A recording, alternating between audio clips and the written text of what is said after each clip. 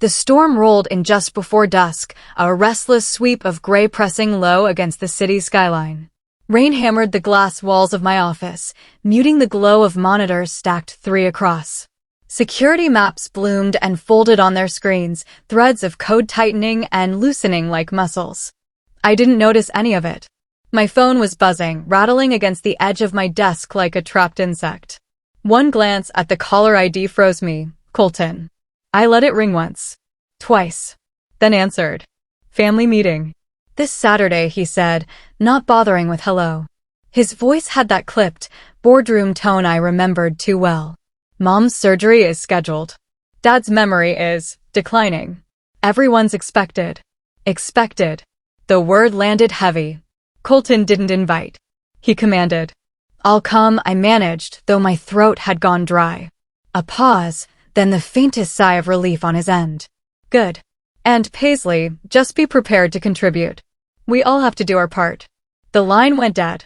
For a moment, the only sound was the hiss of rain against glass. My chest tightened as if I'd swallowed ice water. Willow Harbor. Home. I hadn't been back in nearly 2 years. Not since the last time they'd line me up across white linen and polished silver to remind me of everything I wasn't. My pulse quickened with memory. Colton shaking hands with half the town like he was running for office. Maris laughing too loudly as she flashed her diamond ring. Elliot, her husband, bragging about quarterly bonuses while ordering another bottle of imported wine. And then me. Their youngest. Their disappointment. You still tinkering with computers? Colton had said that night, voice raised enough for neighboring tables to hear. Cute hobby, but it's time you grew up. Maris had slipped me a business card with an indulgent smile. Elliot's firm is hiring. Data entry, but good benefits. The humiliation had burned hotter than the candle flames flickering between us. I left before dessert, too choked with shame to speak. Now, 2 years later, they still believed I was stumbling in the dark. Still convinced my life amounted to nothing. They had no idea what I'd built since the day I walked out of Willow Harbor with nothing but a duffel bag and $260 in my pocket. 8 figures glowed quietly on my banking app. 8 figures, and I hadn't told a soul. The office door creaked open. Noelle stepped in, rain beads glittering in her sleek hair. She carried a folder tucked under one arm, posture as precise as always. You're pale, she said flatly. What happened? Family meeting. My voice cracked more than I liked. She laid the folder on my desk. Then you'll need this. Inside, stock vesting documents. Another $11 million, just like that. She said it like she was reading a weather forecast. I stared at the papers until the numbers blurred. Then I whispered, more to myself than to her. They still think I'm failing. Noelle studied me with quiet intensity. You've been hiding your success so long, you don't know what it looks like to be seen. The question is, do you want them to see? The rain outside broke into a steady roar, drowning out the hum of machines. I imagined Colton's smug certainty, Maris's rehearsed pity, Elliot's polite indifference. Their scripts had been written years ago, with me as the footnote. Something in my chest shifted, sharp as flint striking steel. Yes, I said, standing so suddenly my chair groaned against the floor. But on my terms. Noelle arched an eyebrow. How dramatic are we planning this time? I thought of my siblings, so polished, so certain of their superiority. I thought of the small girl inside me still waiting to be believed in. Dramatic enough, I answered. The storm outside cracked open with thunder. In the reflection on the window, I caught my own face, eyes blazing, mouth set. For the first time in years, I didn't look like the one left behind. The highway to Willow Harbor curved along the edge of the lake like a silver ribbon. I hadn't driven it in years, but every bend triggered old muscle memory. The sharp dip by the boathouse, the sudden rise where the trees leaned close, the view of water widening out like an endless mirror. I gripped the steering wheel tighter than I needed to. Each familiar landmark felt like a whisper of the girl I'd been when I left, eager, raw, terrified. She'd carried nothing but borrowed textbooks and restless ambition. The siblings I was about to face made sure I left with something heavier, the conviction that I would never measure up. A Range Rover swerved past, tinted windows flashing. For a second, I wondered if it was Colton, already speeding toward home in his curated perfection. I imagined him rehearsing the meeting in his head: slides, figures, contributions. He thrived on presentations. To him, people were ledgers to balance. The town itself hadn't changed. The gas station still sold coffee that tasted like burnt toast. The diner still displayed faded photos of the 1985 fishing tournament. But my chest tightened when I passed the country club. That building held the ghosts of every cutting remark, every raised eyebrow. The night they'd laughed about my computer hobby still replayed like a scarred film reel. I pulled into the inn on Harbor Street just as the sun bled across the water. My company's jet was waiting at a regional airport an hour away, but I had chosen this modest rental car, this quiet inn. Noelle had protested, suggesting the helicopter from the start. But showing up in silk and steel wasn't the plan. Not yet. The plan was patience. Inside the inn, the air smelled faintly of lemon polish and wood smoke. The desk clerk, an older woman with silver hair, gave me a kind smile as she handed over the key. "Back for the family meeting, dear?" My stomach lurched. Of course. In Willow Harbor, nothing stayed private. Upstairs, I set the key on the bedside table and let the silence settle. The lake shimmered through the lace curtains. My phone buzzed again. Maris. A text. "Bring something professional to wear tomorrow. We'll need to look put together when we tour facilities." Attached was a winking emoji. I laughed once, sharp and humorless. Professional. She meant not me. Not my hoodie, not my worn jeans. Not the girl who once spilled water on her laptop and cried for 3 days. I typed nothing back. Instead, I scrolled to Noelle's name. "Stand by," I wrote. "Helicopter window, still Saturday morning." Her reply came instantly. "Crew ready. Just give the signal." I set the phone face down and stared at the ceiling. The truth pressed against my ribs, aching to be revealed. But timing mattered. You can't wake people with whispers, they only hear thunder. Tomorrow, they'd look at me the same way they always had, the child, the failure, the one who couldn't keep up. And tomorrow night, the storm would break. The Bennetts never sat at a table. They staged it. The dining room gleamed under a chandelier polished to surgical brightness.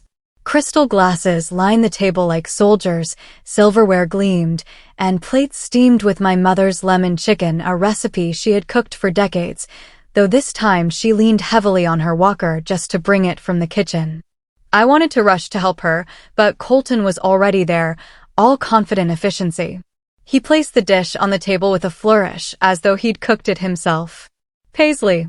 Maris swept in from the living room, her perfume trailing behind her like smoke.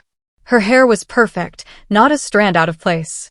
She gave me a brief hug before slipping something into my palm. A gift card. To Nordstrom, she whispered with a conspiratorial smile. "Interview clothes. Nothing too fancy, but it'll help you look the part. Elliot knows someone with an opening." Her eyes glittered with sincerity, but it wasn't kindness, it was pity, lacquered with superiority. I tucked the card into my pocket without a word. Dinner unfolded the way it always did, Colton narrating his financial victories, Maris sprinkling in gossip, Elliot nodding occasionally like a well-trained chorus. My parents sat quietly, Mom pale from pain, Dad staring at the table as though trying to recall its shape. Then Colton's voice sliced through the air. "Let's discuss options for care," he announced, sliding a stack of glossy brochures onto the table. "We've toured the best facilities in the region. Lakeside Pines has excellent reputation, top tier." He tapped the paper like it was gospel. Maris leaned forward. "We loved the dining options there," she added, as if discussing a vacation resort. I looked at my parents. Mom's lips pressed tight. Dad's fingers drummed an uneven rhythm against his glass. Their silence screamed louder than words. "You've already toured?" I asked. "Of course," Colton said smoothly. "We couldn't wait for you. These decisions take real commitment." Real commitment. His words landed like a gavel. "Here's the breakdown," he continued, flipping to a spreadsheet. "Maris and Elliot will cover 36%. I'll take 52%. That leaves 12% for you, Paisley. Roughly $1,800 a month." But we know you're tight on money. We'll reduce it to $600 if you promise to visit often. The humiliation burned hot. They'd decided everything. Left me scraps. Reduced me to a footnote. Mom shifted uncomfortably. Dad whispered something so faint it was almost lost in the clink of silverware. What was that, Dad? I asked softly. His eyes flicked to mine, momentarily clear. We don't want to leave Willow Harbor. The table froze. Colton's jaw tightened. Maris's smile flickered. There's nothing suitable here, Colton cut in. We've done the research. This is the only way. But I wasn't looking at him anymore. I was looking at my father, at the desperate flicker of recognition in his eyes before the fog returned. My mother's hand trembled as she reached for her glass. Something inside me hardened, sharp and certain. They weren't going to bulldoze me this time. They weren't going to bulldoze them. I pressed my palms against the table, steadying myself against the quake in my chest. Then maybe, I said slowly, each word deliberate, it's time you let me show you another option. For the first time all evening, no one had anything to say. That night, I couldn't sleep. The house creaked with old memories, floorboards groaning, pipes rattling like bones. My childhood bedroom was exactly as I'd left it, faded academic ribbons tacked above the desk, computer magazines stacked like relics. To Colton and Maris, these were exhibits in a museum of failure. To me, they were fossils of the girl who refused to quit. I lay staring at the ceiling, the echoes of dinner still in my ears. We'll reduce it to $600 if you promise to visit. As if my worth could be measured in a discount. My phone buzzed. Noelle's name lit the screen. Everything's ready. Helicopter can touch down at 11:30 tomorrow. Just say the word. I hesitated. The plan had always been simple. Show them, shock them, reclaim control. But the memory of Dad's voice, fragile, pleading, we don't want to leave Willow Harbor, shifted the ground beneath me. This wasn't just about me proving I'd made it. It was about them, about two people who'd built this family brick by brick and were now being shuffled like pawns on Colton's spreadsheet. I texted Noelle back, stand by. Tomorrow is theirs, not mine. Sleep came late, fractured by half-dreams of helicopters and slammed doors. Morning cracked open with the smell of coffee and lemon polish.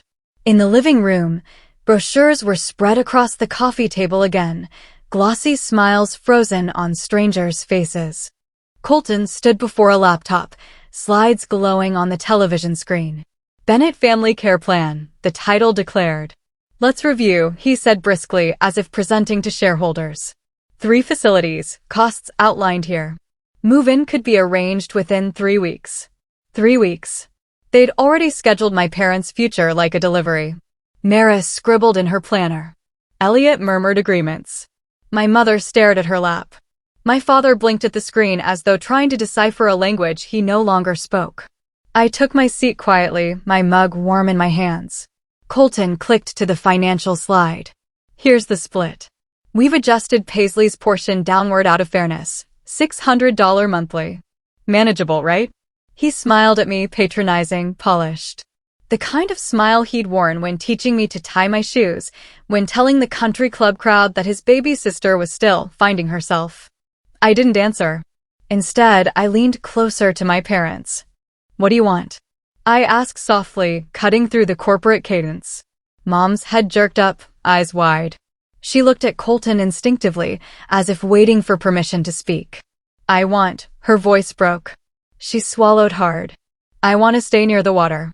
Dad's hand found hers, shaky but sure. Home, he whispered. A silence thick as fog filled the room. Colton cleared his throat. That's not realistic. They need specialized care. We've vetted everything. But the cracks had already formed. For the first time, my parents' desires rang louder than his spreadsheets. For the first time, I wasn't just the overlooked sibling, I was their voice. My heart pounded, torn between fury and fear. Exposing my secret meant changing everything, our power dynamic, our fragile roles, even their image of who I was. But if I stayed silent, they'd be packed away into strangers' care, their wishes ignored. I looked at the window. Beyond it, the lake shimmered in morning light. My decision crystallized. It's time, I murmured, pulling my phone from my pocket. And for the first time in years, Colton faltered. The first sound was a low thrum, faint as a heartbeat. At first, no one noticed. Colton was still talking, Maris still scribbling. But then the windows began to tremble in their frames. The chandelier quivered. Cups rattled against their saucers. My father looked up, alarm flickering in his eyes. "Is that thunder?" The noise grew into a roar, blades slicing the air. The curtains flared like sails in a sudden wind. Elliot rushed to the window, pulling the fabric aside just as a shadow swept across the lawn. A helicopter, sleek and black, descended onto the grass, its logo glinting silver in the morning sun. The room froze. Colton spun toward me, color draining from his face. "What the hell is this?" I stood slowly, every nerve in my body alight. My voice was steady, calmer than I felt. "That's mine." The silence was so sharp it hurt. My mother blinked at me as though she didn't understand the language. Maris laughed, too high, too brittle. "No, you're joking." The helicopter's blades slowed, stilling into long, sharp wings. Through the glass, Briggs stepped out in his tailored suit, posture military straight, and opened the passenger door with practiced precision. My siblings' world tilted in that instant, the script they'd rehearsed for decades slipping from their hands. "Paisley." Colton's voice cracked on my name. He wasn't commanding now. He was grasping. "What's going on?" I walked to the center of the room, placing both hands flat on the coffee table scattered with their brochures. My parents' eyes followed me, confusion mixed with something else, hope, maybe. "You've all been planning a future for Mom and Dad without me," I said evenly. "You never asked what I could offer. You assumed." I lifted my phone. The television screen blinked, and in an instant, slides replaced Colton's spreadsheets, acquisition headlines, patent filings, trust documents, photographs of Haven Ridge Estate. Gasps broke the silence. 64.8 million, I said, the words slicing the air. Granite Key Cyber, acquired 4 months ago. I'm Vice President of Security Architecture at Aurelius. And I've built something else, something designed for them. I gestured toward my parents. Their faces were pale, trembling, but alive with recognition. Colton staggered back a step, as if the numbers themselves had struck him. Maris clutched Elliot's arm, her pen rolling uselessly across the floor. Dad rose slowly, his chair scraping the wood. His voice was small but clear. "You did this." "Yes," I whispered, my throat tightening. "All of it. For you." The room cracked open. For years, I'd been the shadow, the afterthought. Now the truth burned through the walls they had built around me. Tears shimmered in my mother's eyes. Colton's mouth opened and closed, words failing him. Maris pressed a trembling hand to her lips. And in that silence, raw and unguarded, I felt it, the shift. For the first time in my life, they were looking at me, not as the failure, not as the child, but as the one who had changed everything. No one spoke for a long time. The air itself seemed stunned, as though even the house was holding its breath. The television screen still glowed with headlines, figures, contracts, proof of a life they had never imagined for me. But I wasn't watching the numbers anymore. I was watching their faces. My father's eyes were wet but clear, steadier than I had seen in months. "We thought you were struggling," he said, his voice ragged. "We thought you were lost." I swallowed hard. "You thought wrong." The words weren't sharp, but they landed with a weight I'd carried for years. My mother rose slowly, leaning on her walker. Her hand trembled as she reached for my face. "We didn't see you," she whispered. "All this time, you were right here, and we didn't see." Something cracked open in me then, not anger, not triumph, but grief. For every year I'd spent building in silence, every night I'd worked while they doubted, every time I'd left their table humiliated. Grief, because I had wanted this, not their money, not their validation, just this moment of being seen. Colton cleared his throat. His face was pale, the polished veneer stripped away. "I needed you to fail," he admitted, his voice breaking. "If you succeeded, then what was I doing? Killing myself at a job I hate, pretending I'm happy. I needed you small so I could stay big." The confession stunned even him. He looked down at his hands like they belonged to someone else. Maris's turn came quieter. She twisted her wedding band until her knuckles blanched. I built my life around appearances, perfect hair, perfect dinners, the perfect husband. And I'm drowning in it. I wanted you to stay broken, so I didn't have to face my own cracks. Her mascara smudged, black streaks cutting down her cheeks. She didn't wipe them away. The silence that followed wasn't hostile anymore. It was raw. It was human. I lowered my phone, darkening the screen. This isn't about proving you wrong. It's about Mom and Dad. They want to stay here, by the water. I've built something that makes that possible. But it only works if we stop pretending. If we stop performing. The chandelier above us swayed gently, a relic of all our staged dinners. My mother sat again, tears shining in the hollows of her cheeks. Then let's stop pretending, she said. My father's voice came next, quiet but certain. Let's come home. The weight shifted. Decades of judgment and rivalry hung suspended, no longer pressing me into the ground. For the first time, I felt taller, not because I had money or power, but because the truth was finally out of hiding. Colton met my eyes. His jaw trembled, then set. Show me the plan, he said. It wasn't surrender. It wasn't defeat. It was something harder, something braver, partnership. Maris nodded through her tears. Tell me where I can help. And just like that, the war I had carried in my chest for years softened into something else. Not peace, not yet, but the fragile possibility of it. Later, when the helicopter lifted us toward Haven Ridge, I didn't watch my siblings' faces for shock. I watched my parents. My mother leaned against my father, her eyes wide as the estate came into view, gardens unfurling like green silk, windows blazing with welcome. My father whispered, "Odd home." That was all I needed. The thrum of the blades filled the cabin, steady, unrelenting. Outside, the lake glittered beneath us, the same water that had carried my childhood reflections, my shame, my longing. Now it reflected something else. A family fractured but not finished. I closed my eyes as the helicopter descended, the ground rising to meet us, and felt the weight I'd carried my entire life finally lift. Because the truth, once spoken, doesn't go back into hiding. And sometimes, the loudest way to be heard is simply to stand in the silence and refuse to disappear.